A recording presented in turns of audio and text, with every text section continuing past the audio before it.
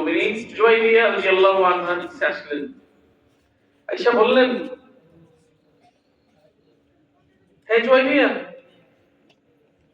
মা জিলতি আলাল হালিল্লাতি ফারাকতুকি, ফজরের পরে আমি তোমাকে যে অবস্থায় রেখে গিয়েছিলাম তুমি কি সে অবস্থায় এখনো আছো? এই অবস্থায় বসে জিকির এবং দোয়া করতেছো এই পুরো সময়? তিনি বলেন, জি হে আল্লাহর রাসূল। নবী করিম সাল্লাল্লাহু আলাইহি ওয়াসাল্লাম বললেন, দেখো তোমার এখান থেকে গিয়ে আমি চারটা কালিমা তিনবার, কয়টা কালিমা কয়বার?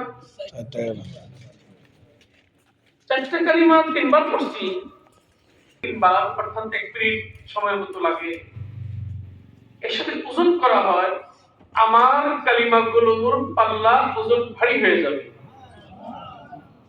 দেখলেন মোহতরম হাজিরিন, করি বেশি আমল করি, আমল কি সত্য করার ইহতিমাম নাই। আমল যদি গলত হয়, অনেক হয়, কোনো ভ্যালু নাই, মূল্যায়ন নাই। এটা তো আমরা এই বাড়ি ঘরে বাজার করার ক্ষেত্রে বুঝি। ওসামাস কেউ 5 কেজি নিয়ে গেল, ঘরের মহিলা যখন দেখবে যে এগুলো বানায় খাওয়া যাবে না, খাওয়াই যাবে না, বানানোটাই মানে কষ্টের কাজ হবে নাকি, বিফলে যাবে। তেল মরিচ এগুলো লাগাই আরো নষ্ট করা হবে, এমনি ফালাই দেবে। এরপরে যে বাজারে কিনে আনলো তার সাথে একটু রাগারাগি তো হয়েই, কি আনলেন এগুলো, আরে কি ব্যাপার, অল্প আনছেন, 5 কেজি কেন আনলেন, ছোট্ট একটা বাগান দিয়ে 100 টাকা দিয়ে নাকি, অল্প খাইতাম, ভালোটা খাইতাম, নষ্ট জিনিস কেন আনলেন। আমাদের ঘরে, আমাদের ঘরের স্ত্রীদের কাছে, মা বোনদের কাছে পচা মাছ চলে না।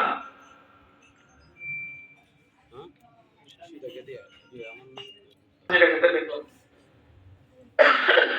4 বছর হইল মাদ্রাসা, এর তো শিখতে পারতেছে, সুন্নাত শিখতেছে, নামাজ শিখতেছে, কোরআন শিখতেছে, হেফজ করতেছে। মাদ্রাসায় আরো জমাত খোলা হোক, হেফজখানার পরে কিতাবখানা খোলা হোক, আরো কয়েক ক্লাস খোলা হোক। এগুলো আপনারা চান কি চান না, কি বলেন?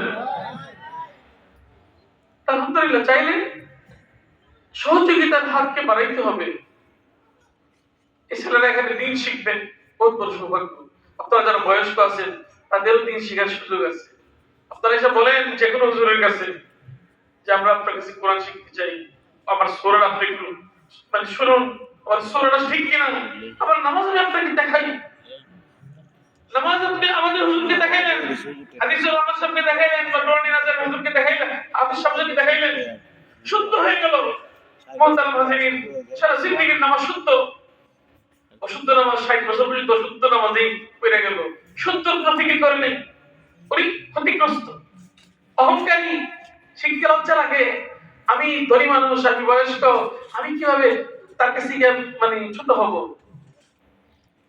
না না না, আমাদের কিতাবের মধ্যে কিতাবের নাম পেলাম সালেহ বিন কাইসান। কি নাম বললাম?